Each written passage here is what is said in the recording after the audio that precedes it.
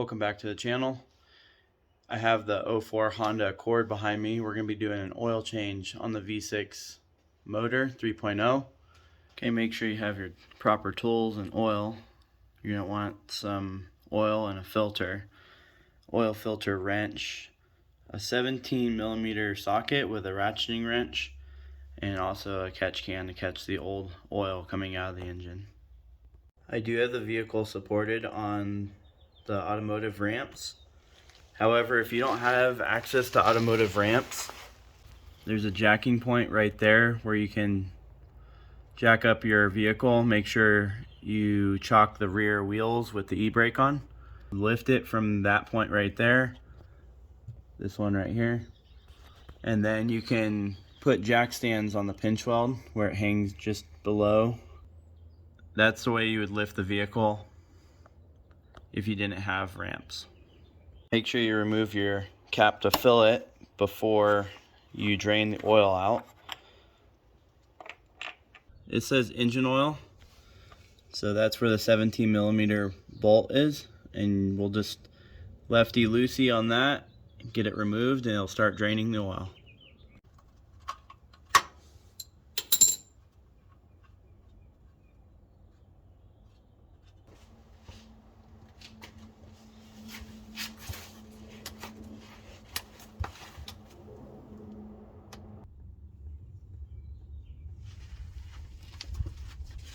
And once it's a slow drip like this, you just put your bolt back in, tighten it up.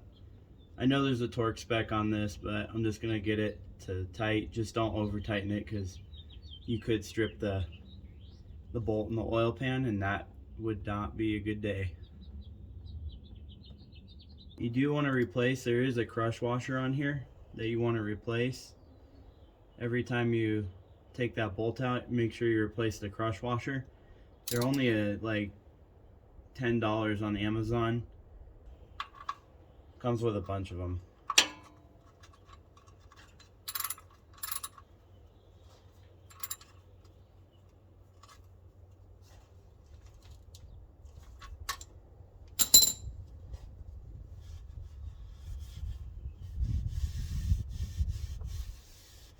I do know I have a oil pan leak as well.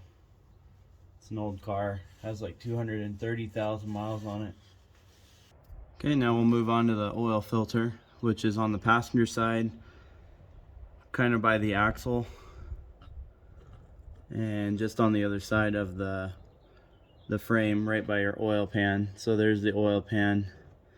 You just move over and it's right there.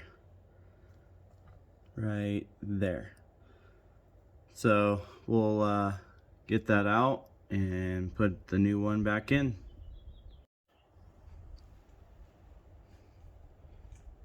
So normally you take your oil wrench and you'd slip it over there, just like that, and force it that way. I've already broken it loose, so that's how you would do that. And make sure your oil catch can is ready, because there will be oil in this.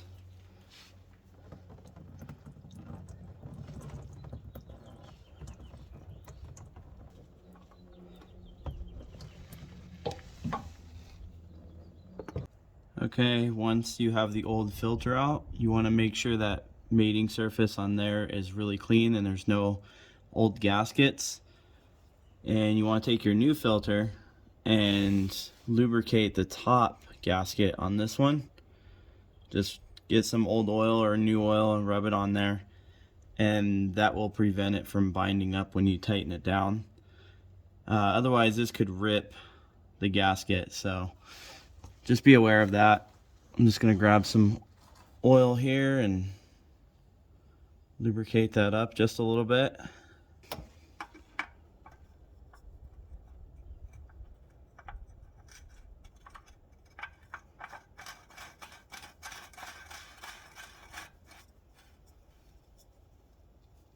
Once it starts getting tight, you want to just go another quarter turn with it, and that's it.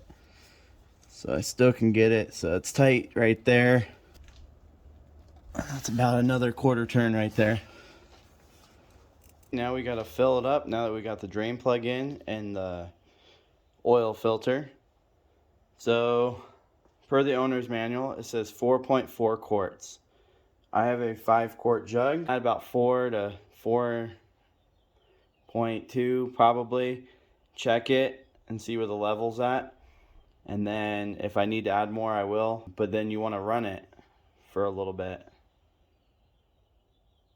So I've added approximately a little more than 4 quarts of oil. And we are on the ramps.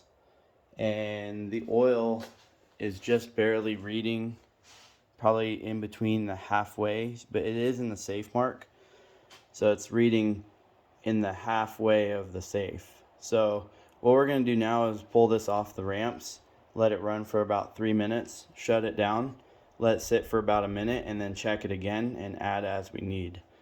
You want it to the full mark, just not overfilled. So you want it up to the top of the line of the safe. So that's what we'll do right now. Make sure your cap is back on the oil fill.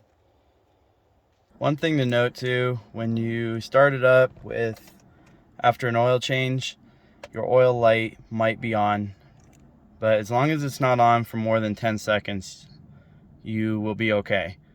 So I'm going to go ahead and start it, and we see the little oil light right there to the left. Check engine light, battery, and then oil. Go ahead and start it.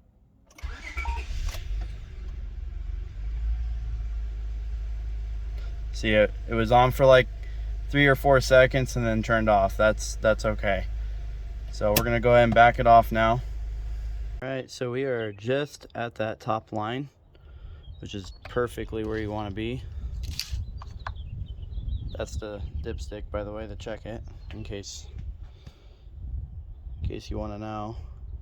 So we're gonna put the cap back on now that we're done, and we'll reset the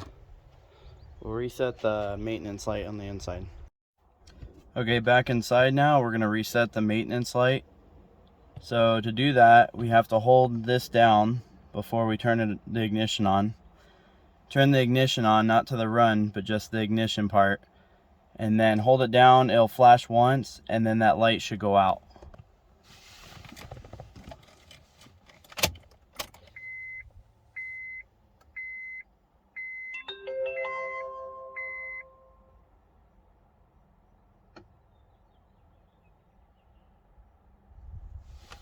Okay, and that's it.